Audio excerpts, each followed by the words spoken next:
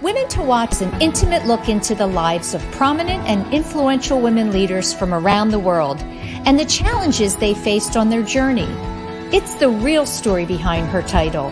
Join us every week to hear more stories about women from around the world and in your own communities at womentowatch.net.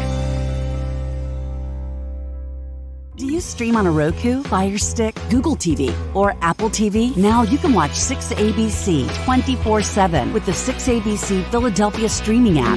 For the big story on Action News, search 6ABC Philadelphia and start streaming today. Hello, everyone, and welcome back to another week of Women to Watch. I'm Sue Rocco, and it's so great to be here, especially after a week away. It was a wonderful trip, but I'm always excited to get back to work and bring you another inspirational story from a woman doing incredible work. This week, we have a great show for you, and joining me in just a moment will be Dr. Wendy LeBorgne. Wendy is a clinical communications coach. So we're going to be talking all about her work also as an author and a speaker and a scientist, and how she helps men and women from all backgrounds. Later in the show, you'll hear from Sherry Morrison for our Lifestyle Watch segment, and she's going to be with Lindsay Smith, who is an artist. She is an ALS advocate, and she is also an entrepreneur. You'll also hear from Carol Eggert, as always, for our weekly Military Watch segment, and you'll see a beautiful promotional video from Children's Hospital of Philadelphia. So now I'm very honored and excited to welcome to the show Dr. Wendy LeBorgne. It's so nice to be on here. Thanks for having me. Hello, Wendy. It's great to have you. Joining us from Ohio, Cincinnati, just so our viewers know where you are. Absolutely. And I wanted to start the show and talk a little bit about your upbringing and your background. And one of the things that you shared with me was what a wonderful support system you had growing up from both your parents, a sister in your life. And I wanted you to just kind of think back to that time and talk about why having that kind of support system is so impactful for the fullness of your life. Absolutely. I mean, I think that, first of all, growing up, I was incredibly fortunate and blessed to have parents that were actively involved, maybe not helicopter parents, but involved in my life and supporting me in my dreams and goals, no matter maybe at the time how crazy they might have seemed to my parents. And then, having a sister who was also super driven in a very different area than myself, teachers who supported my ideas and my goals. I think just being in education and living in education, to have somebody who doesn't shoot down your ideas is just so huge. And having mentors who truly have allowed me to grow as a person, make mistakes, help pick me up from those mistakes, put me back on the right path, or point me in the right direction, or at least a different direction, and supported me along that journey, because I know that I certainly wouldn't have been able to do or be where I am without those people in my life, for sure. Yeah, I always find it so fascinating, having done this for over 10 years, there's a commonality among the women I interview that will share that there was someone in their life that believed in them.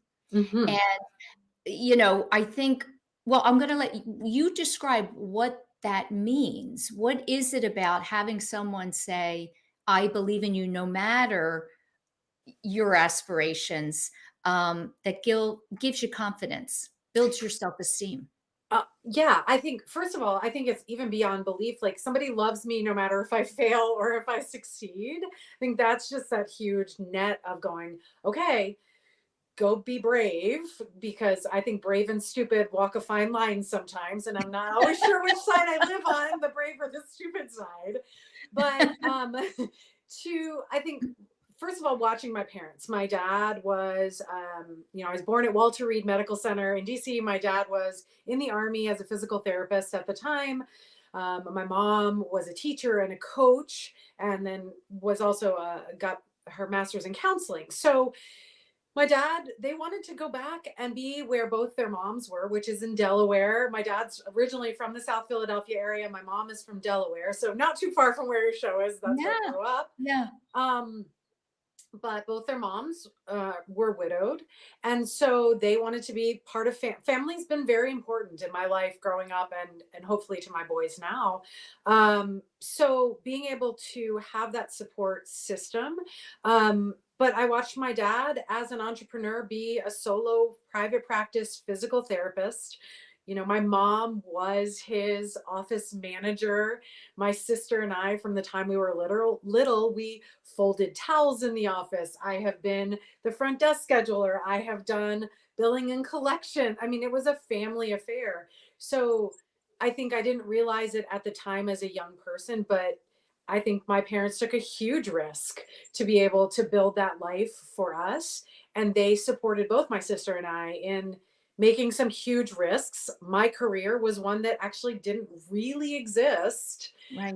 when I started doing this 25 years ago. And I said, okay, this is what I want my path to be. I want to be a physical therapist, but for vocal athletes, because voice has been my most important thing in my life. And it really didn't quite exist in the way it does today. And I was so fortunate to have parents that said, go do this, go figure this out. We will support you. And maybe one of my favorite stories, I have a bachelor's degree in musical theater from Shenandoah Conservatory in Virginia. And I think my parents would have enjoyed me doing anything but being a musical theater major. There's not a ton of job security. It's frightening for parents. You know, Yes. my goal from the time I was little was like be on Broadway. And Right. I'm just not in the way that I thought I was going to be. But I remember near my graduation, my dad gave me actually a can of Franks and beans, like truly like a can of Franks and beans. And he said to me, he said, when this is your last meal, you need to start thinking about a different career. And I actually still have that. Oh my gosh, The you held bottle on is to the can. almost rotted out at this point, but it serves as a reminder for me of kind of the trajectory and what this all looks like. Well, certainly performers face a lot of rejection in their life, right? So, you know, you're trying out and you're, you know, trying to land roles. And you mentioned, you know, in some notes that those multiple rejections also prepared you for life. Talk about how that was. I think that I hope that we all learn from our experiences, good and bad, right? So this idea that even from a super young age, I mean, I'm talking 5, 6, and 7, I would go look to see where could I audition, or, but that idea of walking in a room in front of people, singing, speaking, acting, whatever it might be, and them looking at you and saying, yeah, you're too tall, you're too short, we don't like the sound of your voice, you're not right for this. All of those little rejections along the way, I think, build fortitude to say, okay, but that's not what defines me as a person. That's not who I am. This is your choice in that moment. I'm going to try to be better. I'm going to train my voice. But you still can't control all of the factors. You can only control as much as you can. And then it's your response to the situation. I think that has given me some fortitude as you go through. And anybody who's gone through higher education, I always say, like, by my time I got to my PhD, it was not just jump through the hoops, but they like seem to light the hoops on fire. You've got to have some sustenance to get through this process of life, as a mom, whatever it might be. Yeah, and often I think the message you get is not good enough, right? It's not necessarily all the different things that perhaps might not be right for that role or that part, but we're hearing, I think, especially young girls and women, not good enough. Did you ever feel that way, or did you just understand that you were not right for that particular role? Oh no, I think I lived very much in the I am not good enough for a Okay. lot of things for a long time. I think it probably took into my 30s, 40s until I said, Okay. you know, I've got to be authentic to me, whoever that Mhm. is, Right. or who that is, and Yes. authentic to my values and my morals as a human being to say, I'm sorry that's not good enough for you in this moment, but this is who I am. But no, I don't think that that's something that I had throughout, because girls are judged all the time. Women are judged all the time, um, on what they look like, what they sound like. Are you too aggressive? Are you not aggressive enough? Um, in everyday aspects of what we do. Are you the Pinterest mom who makes the cupcakes? Are you the person who brings the juice boxes? Not that it makes a difference, but you're being constantly judged, by all of those things. And that is that's a challenge for many of Yeah. us. I think a lot of the viewers and listeners have definitely heard of speech pathologists, but not necessarily voice pathologists. So, first, I wanted to know, when did you recognize that that could be a profession for you? Um, and how did that come to be? And then describe the difference for the viewer. Absolutely. So, speech pathology is a big, broad field. So, think of it almost like if you go to medical school, you come out as a generalist and then you find your specialty area, whether that's surgery or um, ENT or respiratory, whatever it might be, pediatrics. So, speech pathology is similar. We have this big pie, and there's neurogenic speech disorders, there's child language, there's fluency, and voice is a small slice of that pie. And even a smaller slice of that pie within the world of voice and upper airway is singing voice specialty and voice specialist. And I knew, I think it was probably my junior, maybe senior year of college, of my undergraduate. And I had, again, I will say right place at right time, but just an amazing mentor. And I was taking vocal pedagogy voice science class. And this was a woman who is still a mentor to me to this day, in her 80s. I sit on her porch and have iced tea with her whenever I can get the chance. But I fell in love and got super passionate about voice science. And I thought, I'm going to go back to school and be an otolaryngologist. Or I had never, I mean, I didn't even know that was a thing. I didn't know that was something you could study. it, it yes, but it's really come to fruition. I was one of the first people, I think, that actually had like an undergraduate degree in musical theater that then went on to do this, because we saw it happen in singing teachers, where you could be a singing teacher, or you could be an ear, nose, throat physician, or you could be a speech pathologist working on the speaking voice. But what I wanted to do is kind of marry that. And I got super fortunate. I actually came to Philadelphia to observe a very famous otolaryngologist there. Um, I, if I'm allowed to say it, Dr. Bob Saddleoff, who is still there, the Voice Foundation. And he was kind enough to let this naive young 20 something observe him in his practice. And you know, I had no idea at the time, like he is like so high up on the food chain of the voice world, that I just wrote him a letter and said, "Can I come observe you, please?" And he was kind enough to let me observe, which I love also, that. I love that story so much, because I think I think people don't understand that a simple, genuine note can often lead to opportunity. People assume, oh, I can't talk to that person. They're way up here.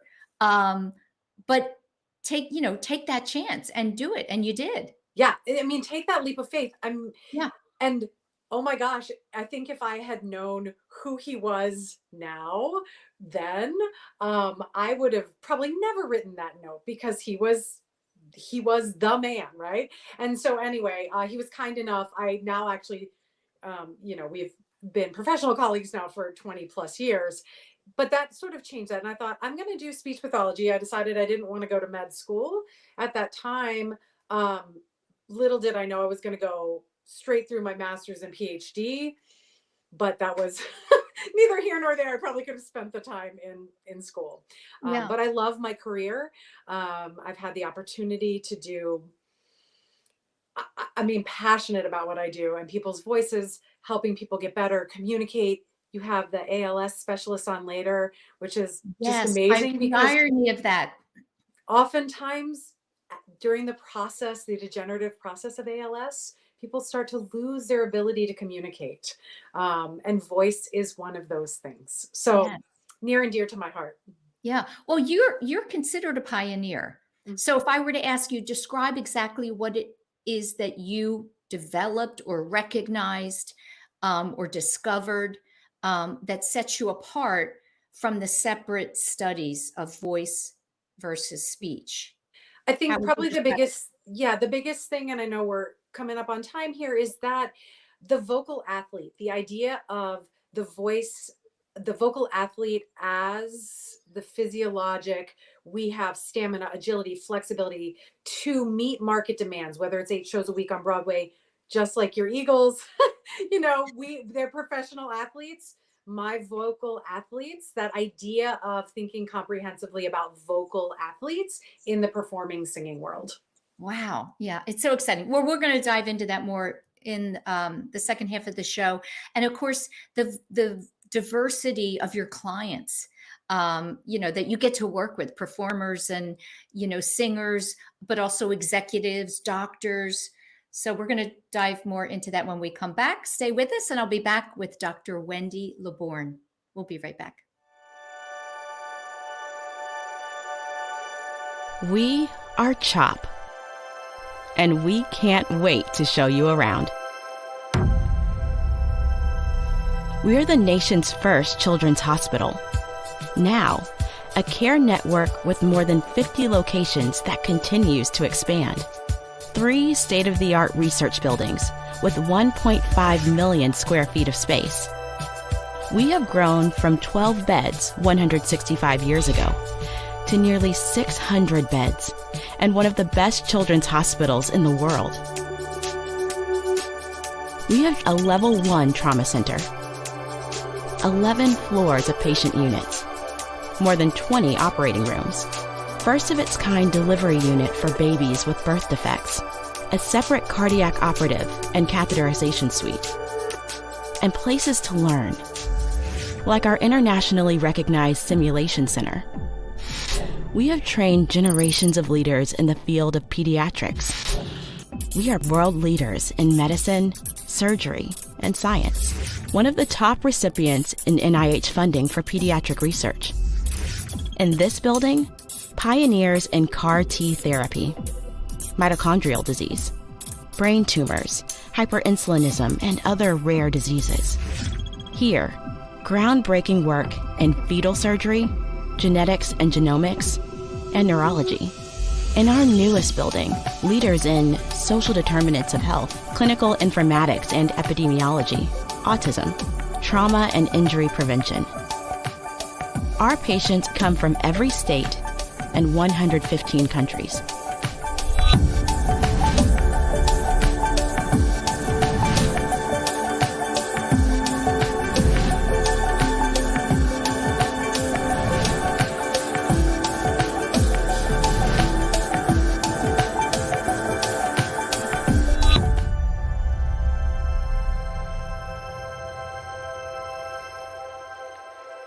Meeting these challenges requires the best and the brightest. We are passionate about pediatrics. We are motivated to make a difference in the world and in our community. We are a team. We are CHOP.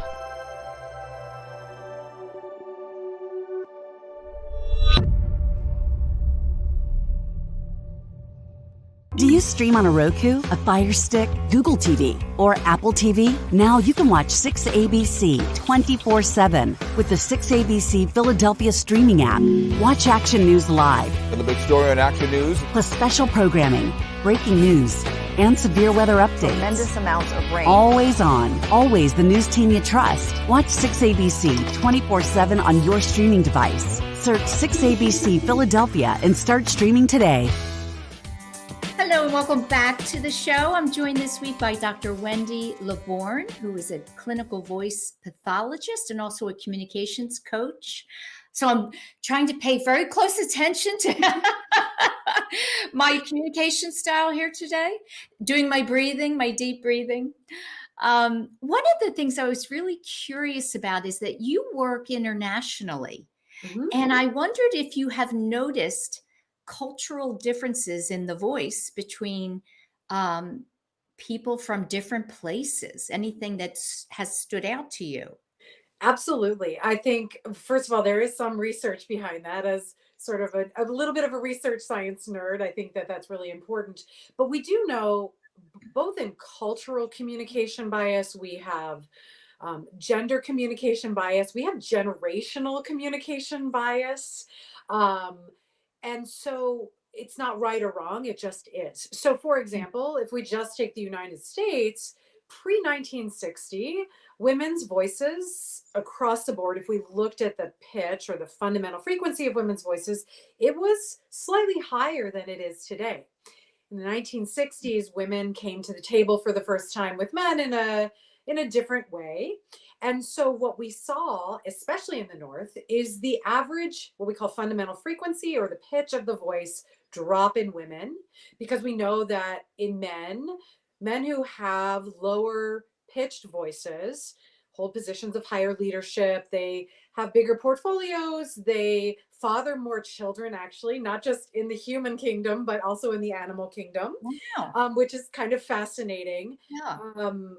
But what we know is that happened even today. So in different countries, we do see pitch is something we are aware of. Because if I talked up here like this, it kind of gives you a different impression of me than if I Hmm. talk down here like this. We might go to that complete extreme where we heard, say, Elizabeth Holmes' voice from Theranos, who was affected, and we got like really down here, and so And that the was what purposeful. Am I right? Yes, she did that on that is purpose. my understanding. I don't know her personally, so I Right. can't say that it was. There Yes. are recordings of her earlier on in her life, and it didn't sound like that. Okay. Um, and there are people that we can track across time and look at voices, but I think the authenticity of voice, regardless of culture, regardless of gender, is the most important element when we think about communicating with someone. But there are cultural rules and standards and how we communicate in situations. Um, so I mentioned the diversity of your clients. Is there, and I know that you have worked with notable people. Can you mention any, or is that confidential? Because I'd love to know if there's a memorable client, one of your favorite clients. There are, I don't mention them simply for their privacy, because similar to, I guess not similar to an athlete, like in the athletic world, we can look at a baseball roster or a football roster and know who's on injured reserve or is going to have surgery and how long they're going to be out for. In the performing arts world, and honestly in the speaking world, whether you're a preacher, a lawyer, whatever it might be, um, it's almost taboo a lot of times to talk about a vocal injury or a vocal issue. We have certainly Mm. seen performers that have been more forthcoming with talking about their vocal injuries, but it is not quite in the same realm as the athletic world. So, just for the purposes of privacy, I would maintain that. Yeah. But I can tell you, yes, I absolutely have memorable clients. And I would say that my greatest joy in what I do is helping somebody be able to go from injury back to performance and then getting to go to that speaking engagement or performance where they Oh, close wow. their deal Yes. effectively because their Yes. voice and their communication is working for them. That's probably my biggest joy in watching my clients, all of them. Yeah. How about different groups? So you work with performers, Mhm. doctors, politicians, obviously speakers. Mhm. Is there a group that you haven't tapped into yet that you'd like to, that you think could use your expertise? I think that, first of all, I think women in leadership are women who don't recognize that their voice is impacting how people perceive them until it goes really wrong. Then I see it like in crisis management mode as opposed to preventative or maximization mode. Um, from a vocal injury standpoint, I would say sometimes some of the announcers and some of the coaches I hear for sports teams, I would love to get my hands on their voices. I'm not sure their voice matters tremendously to them in what they do. But yeah, there are a few that I say, oh my gosh, like their voice maybe doesn't matter to them as much as it matters to me in what I listen to. Do we hear our own voice, or do we hear it differently? So we will hear it, we will perceive it differently. Perceive it. Right. Okay. And so I tell folks it's kind of like standing naked in front of the mirror. Most of us don't like to do that. When you record yourself and play yourself back, you're getting a fairly accurate reflection of what you sound like to somebody else. Mm. The majority of people that I know don't particularly care to listen to their own voices. And we pick out our flaws. Just like looking in the mirror naked, we pick out all of the things that are wrong instead of looking at the things that are right. And similar to building strengths in other areas of our lives, it is easier to build on our strengths than try to fix every little flaw and weakness. Most of the general population doesn't recognize the weaknesses in our voice that we do. I wanted to talk about your book, The Vocal Athlete. Mm-hmm. Tell the viewers, what is that about? I know it's doing fabulous. It is. It's actually primarily a textbook. The for the general population version hopefully will be out in some version in the next 6 to 12 months, which will be really targeted at more communicators who want to maximize their voice in everyday communication.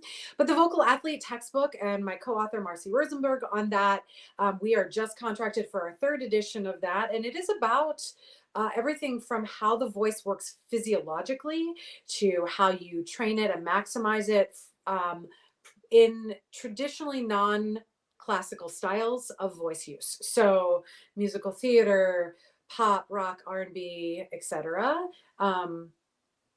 Just like different sports, you go to the gym and you strengthen, but a baseball player's fitness goals look different than a football player's, look different than a basketball player, even if we're all throwing the ball. And so when we think about a vocal athlete, we have to think about what the market demands, whether you're in a courtroom or a boardroom or behind a pulpit or singing on a Broadway stage. What do you need to connect? How do you do that job efficiently and effectively every single day and minimize the risk of injury? Your larynx is made up of cartilages and ligaments and muscles, just like your knee. And we can maximize strength and stability in what you do so that you can be very authentic in your communication.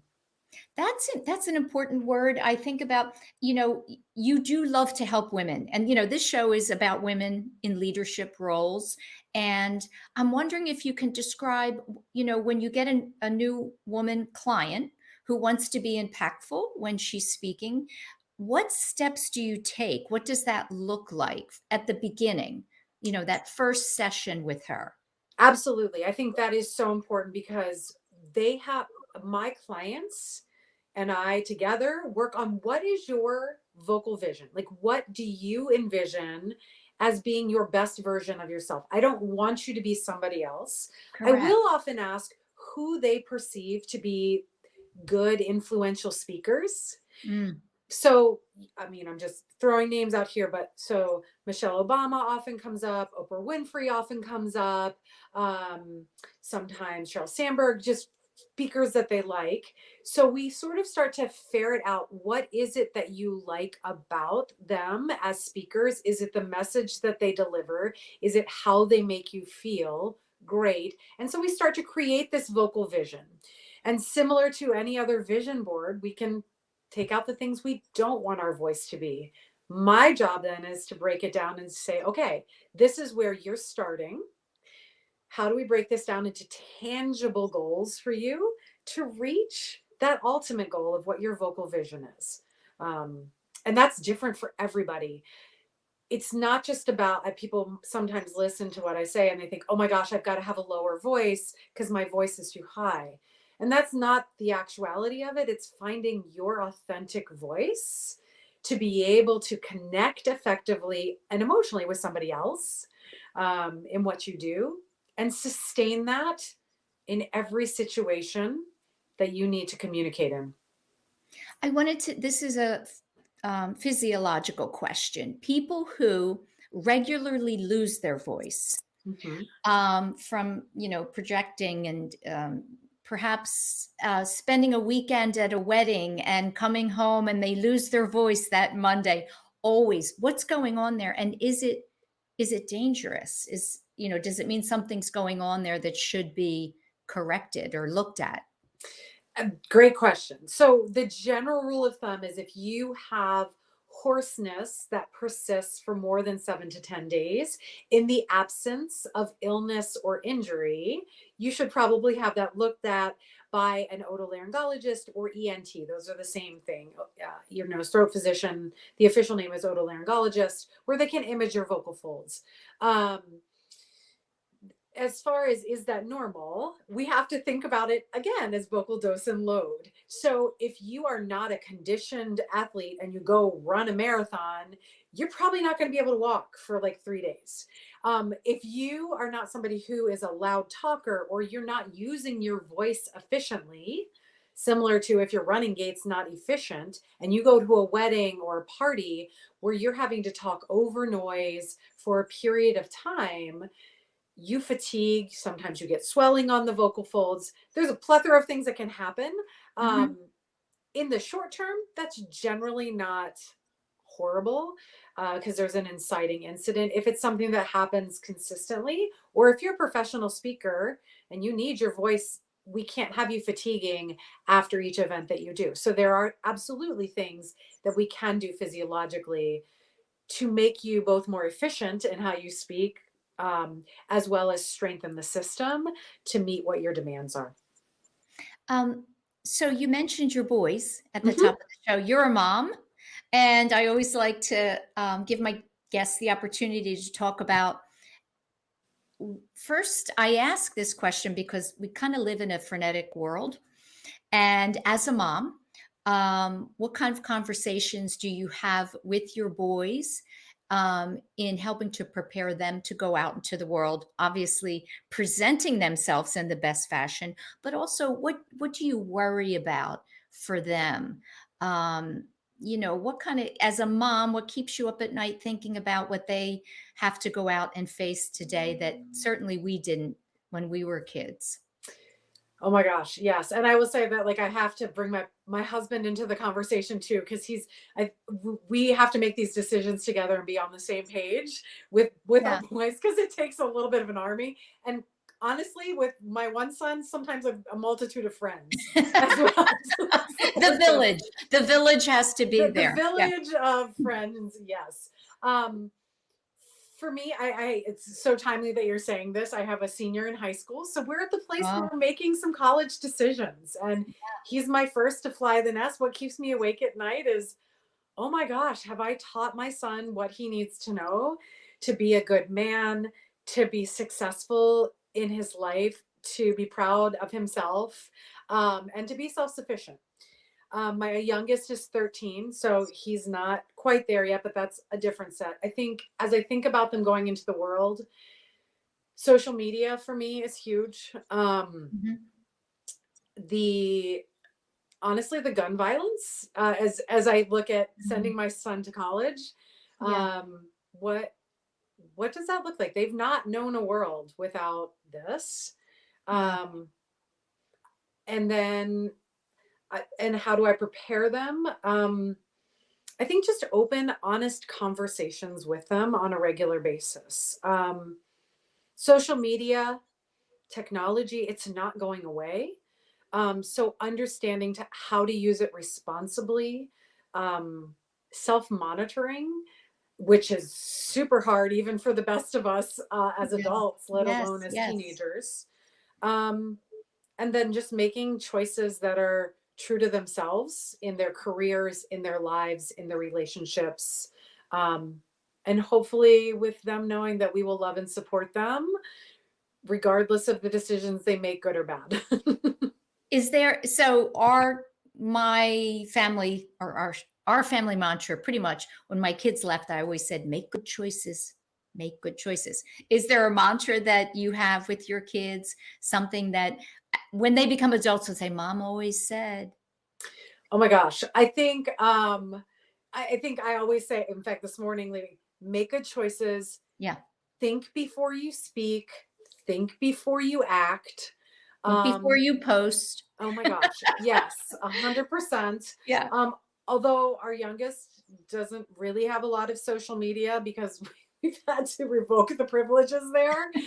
My oldest doesn't do a lot of posting, which is interesting because he's an athlete. And when we Boys were do having the that. discussion on colleges, that is something that all college coaches and pretty much every school that we looked at initially, they want to know your Twitter, your Instagram, your and he just Correct. doesn't do a lot of engagement in that. And that was one of the things that we said, if this is not you, that's fine. And we're okay with that. Yeah, that is good. I do think just in general, boys post less than girls. Mhm. We're just more social. We want to Mhm. share and talk, Different modes of communication. Yes, absolutely. Okay, so we have 1 minute left. Leave our viewers, the women in particular, advice. You obviously created a beautiful, wonderful life for yourself, a profession, and you're at the top of your field. Some women still haven't found that confidence yet to take that step, particularly if it's a second act.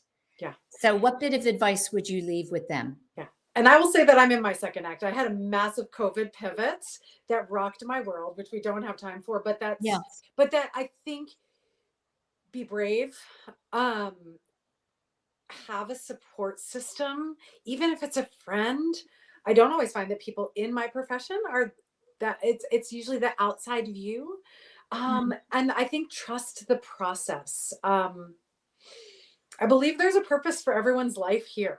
And I think it's sometimes hard to find that purpose and figure that out. And what's my purpose and what's the purpose for my life might not be the same thing, but be brave and trust that process. That's what I would leave you with. It's easier said than done sometimes, for sure. But you're right. It's good advice. Just knowing that, I'm here to be doing something. And it might take 10, 20 tries to find it. Yes. Often it does. Yes. Yeah. Learn from your failures. Yeah. Well, thank you so much for joining me and taking time out of your busy schedule. So thank you so much for having me. I was such a pleasure to talk with you. Thank you. Stay with us and we'll be right back after the break. Action News, celebrating 50 years with AccuWeather. If you think severe weather has been on the rise, you are correct. In the last 3 years, tornado warnings in our region have shattered records, with 52 last year alone. Half of those warnings resulted in confirmed tornadoes, including 2 extremely rare EF3s. Thanks for always trusting us to keep you informed. 50 Years of AccuWeather is sponsored by Independence Blue Cross. Choose coverage you can count on with the region's strongest network. Whether you're just getting started, already well on your way, planning for your future, drafting your vision, growing toward greatness, or finding that dreams really can come true. Whatever your next steps are, we'll be right here with you, just like we have been for 150 years. Start here, grow here, stay here. Penn Community Bank. Here we grow. Go to get your game on. Go for the beers. Go for the cheers. Go for the hit and the hits. Go for the stakes and the stakes. Go to get your parlay on. Go to get your party on. Go for the scene. Go for the screens. Go for the gallery.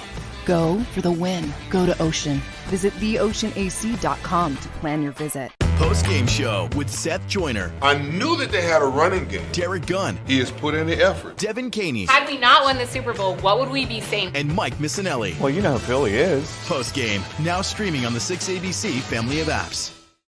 Do you stream on a Roku, a Fire Stick, Google TV, or Apple TV? Now you can watch 6ABC 24/7 with the 6ABC Philadelphia streaming app. Watch Action News live, And the big story on Action News. plus special programming, breaking news, and severe weather updates. Tremendous amounts of rain. Always on, always the news team you trust. Watch 6ABC 24/7 on your streaming device. Search 6ABC Philadelphia and start streaming today. Lindsay Abromaitis. Lindsay is an entrepreneur, an artist, advocate, and an eduthropic individual. That's my own little word I made up for her. Welcome to the show, Lindsay. Hi, Sherry. Thank you. My pleasure. I'm so happy that you were able to join us today. 11 years ago, Lindsay started experiencing symptoms, but she didn't know what was wrong. 10 years ago, she was diagnosed with ALS. I would like to bring you up to speed so she can tell you all about what I have been reading a lot about her and listened to so many of her powerful words. And my favorite quote is, "I am totally capable of still giving back to the world by transforming something incredibly devastating into something beautiful." Lindsay was born in Jackson, Wyoming, grew up in Washington, D.C., and went to college at Hampshire College in Western Massachusetts, where she studied visual and theater arts, mythology, and ancient cultural studies. She also traveled to France to attend classes to become a professional puppeteer. She came back to the States and graduated from Hampshire College. After she graduated, she headed straight to New York and became successful in the arts rather quickly, acting, dancing, and being a puppeteer, and also received her certification in massage therapy and was studying herbalism. That's a lot, Lindsay. It was 2011 or 12 when something started to change. Lindsay, please tell us your story. Take it away. Okay. No, when I turned 30, I started having a hard time chasing after the subway and noticing that something was not quite right with my body. And for a while, we had no idea what was happening. And it took about a year to be diagnosed. And yeah, it's been a wild decade. And I've since moved out to New Jersey, and I'm living with my mom at the Toshiko Takayasu Artist Residency Program. So for all of you doing the math, and as Lindsay said, it's been a decade. It's been 10 years when she was finally diagnosed. And Lindsay, with the amazing help from her mother, wonderful mother, Karen, who's also an artist, has created a new lifestyle, creating recipes using herbs, vegetables, grains, and nuts, a Vitamix, and her art to nourish her body and soul. I think she's onto something with the combination of everything she's doing because it's working. These are some of the things that she shares with others who have disabilities, are quadriplegics, have ALS and other debilitating health issues. She has a website called Alchemy for the Soul, SOLE. Lindsay, please tell us a little bit about your website and include the reason soul is spelled SOLE versus SOUL. Yeah, so I feel like my purpose with ALS is to physically manifest in a different way. And I feel very strongly that I am alchemizing my ALS into something, alchemy is turning lead into gold. And I learned how to paint with my feet. And so that's why it's SOLE. Yes. And you've done an incredible job adapting your feet to painting. When I watch some of the videos, I have the urge to run out, get some paint, stick my feet in it. It's so much fun. Yeah, I think I'm going to come over and I'm going to have a painting party with you, a painting tea party with you, because I know you're going to. Absolutely. You also do a lot of work creating your own potions, oils, and brews. And as I read about you and watch programs, you said true art is when you surrender yourself to the process. You don't have your ego and you let yourself follow a muse. This, I feel, is your lifestyle. It is such a pure intention. You try new things and you're inspired by many times by your own creations to do more all the time. You mentioned to me you are currently designing online classes for people who are fighting illnesses and tend to be silenced. This is, you want them to continue to live well and find joy. You call this class singing your soul free. Please tell us about this class. Yeah. So the class I have been dreaming about for about a year now. And, I really feel like I've learned a few things in my time with ALS, and I really want to share all of it with others. And one thing I found was, my voice has obviously changed. And for a while, I was so convinced that I could not sing anymore. And that broke my heart. But I decided that that was not true and that I could sing if I want. And singing has actually been helping me to speak better and breathe better, and has helped my whole outlook on life, really. And I really truly feel that sound therapy, singing, being authentic to your own voice is what we all really need. And so I'm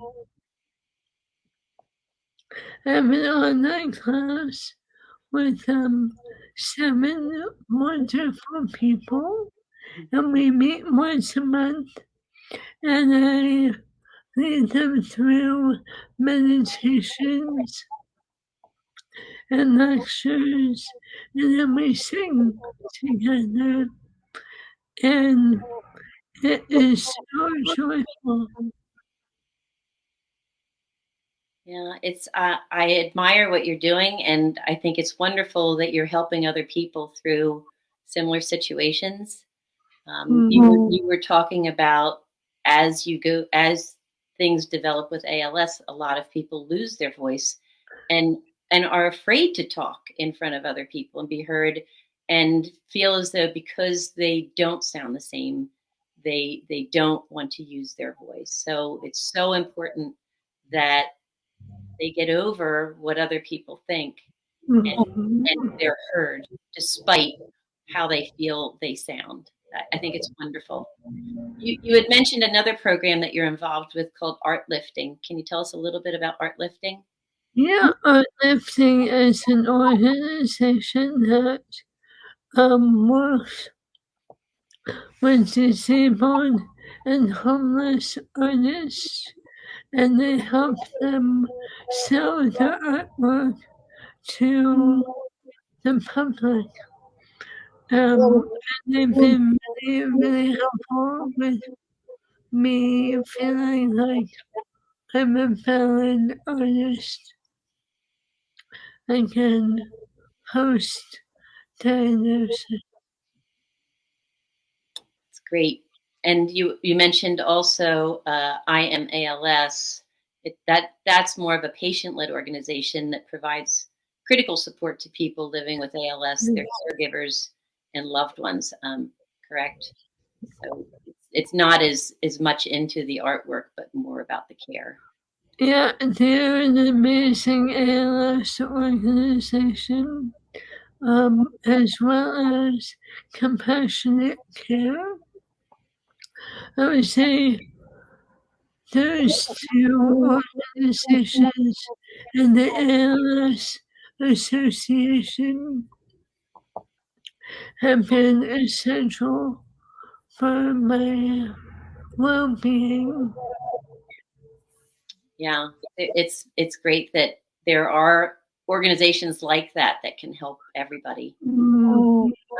Your classes and the information on your website are free, and you do accept monetary donations because I know living and needing assistance full time is very costly. You've done some different Kickstarter fundraising programs. I was on the phone this morning with the ALS Association, and hopefully we'll be able to start a program that, will be able to raise some more funds, not just for you, but for other people and research. You sell herbs, oils, and tinctures that you've created, and an assortment of greeting cards using some of your recent soul artwork. They are available on your website, which is alchemyofthesoul.com, and Etsy.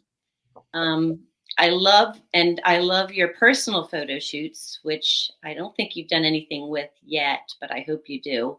The concept of decorating your body with artwork, nature, and props is so much fun. I look forward to them every time you post them. I laugh. They're beautiful. Your mother does an amazing job with a lot of makeup, and the caregivers get involved with setting up props. And you have a photographer come in and you do photo shoots. Some of the photos are fabulous. I particularly like Blackbird, and I think it was referred to as everyone's favorite unicorn.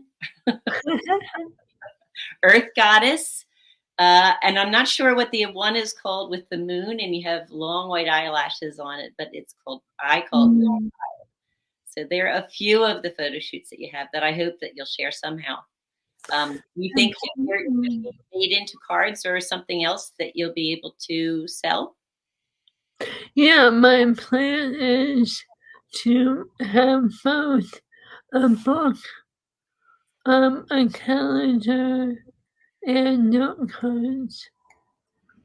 Great. And with every photo shoot, I write a little thing about why that particular look is important for me. Yeah, the looks are great. So anyway, your new classes will be available soon on alchemyofthesoul.com. And do you have any idea when they're going to start, or they have started once a month? Is that what you said? Yeah, the class for my fellow disabled people is already happening, but I also want to open that up. My knowledge base that I've gained, I think, can be applicable to everyone. So I want to share it. Yeah, I think it's important for caretakers and family to understand everything as well. Is there anything else? Anything else you would like to share? Oh. Well, yeah, I want to say that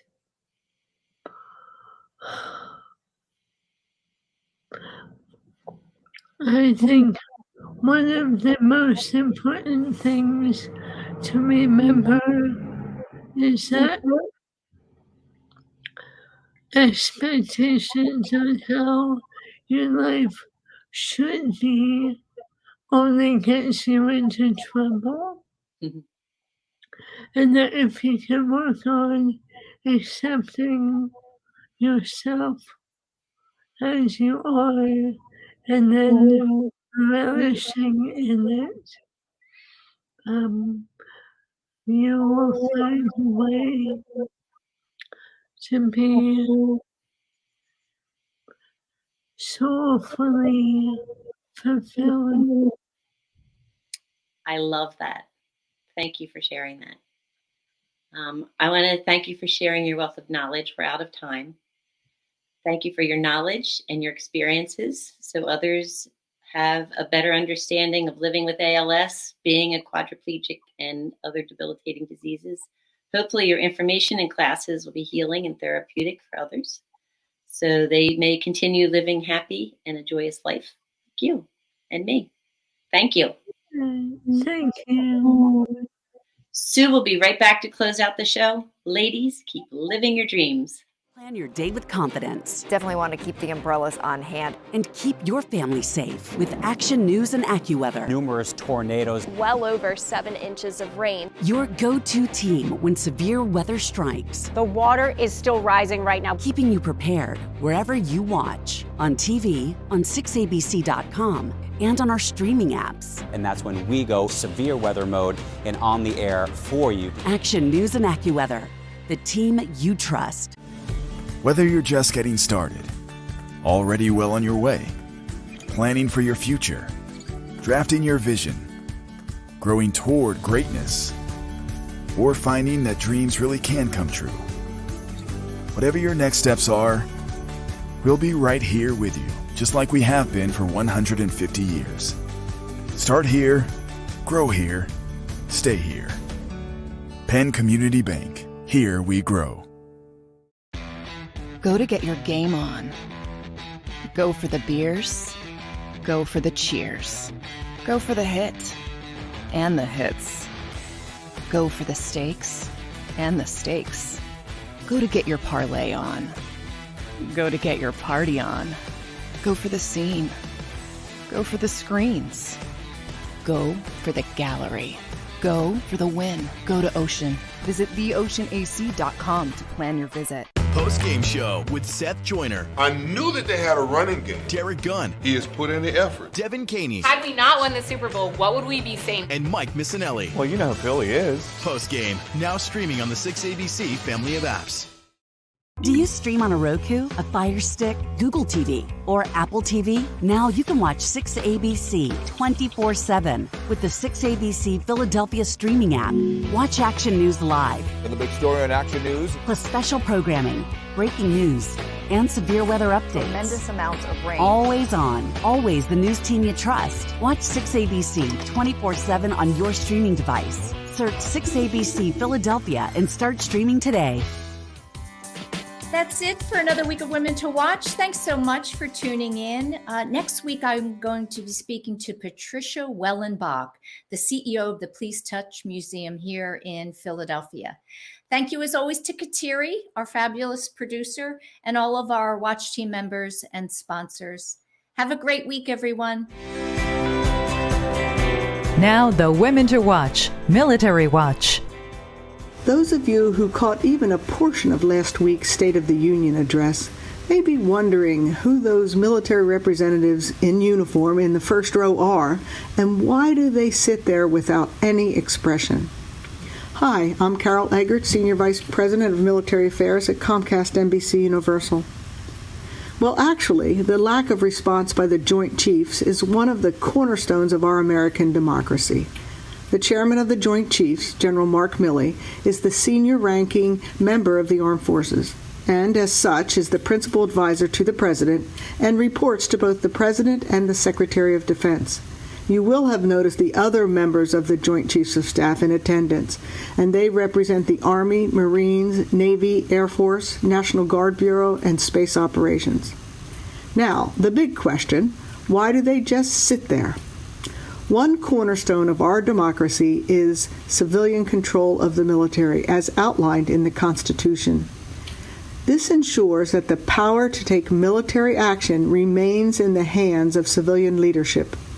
This relationship requires a nonpartisan military. The widely held view is that a military that is nonpartisan is able to serve the sovereign American people, regardless of party, and to defend all Americans, regardless of their affiliation. This, in turn, protects and enables the process of American democracy to occur without fear of military intervention to shape or mandate a particular political outcome. Its nonpartisan culture is arguably one of the reasons that the U.S. military is one of the most trusted institutions in the eyes of the American public. Now, during the State of the Union speech, you will note that the chiefs do not even applaud, rise, or even change their facial expressions. But there is one exception to this, and that is when the U.S. military and the mission of the troops is recognized. So, now you know. Action News, celebrating 50 years with AccuWeather. Over the last 5 decades, our winters have been getting warmer due to climate change. In Philadelphia, our average winter temperature is up 5 degrees. And we're breaking more record highs than lows. Thanks for always trusting us to keep you informed. 50 Years of AccuWeather is sponsored by Independence Blue Cross. Choose coverage you can count on with the region's strongest network.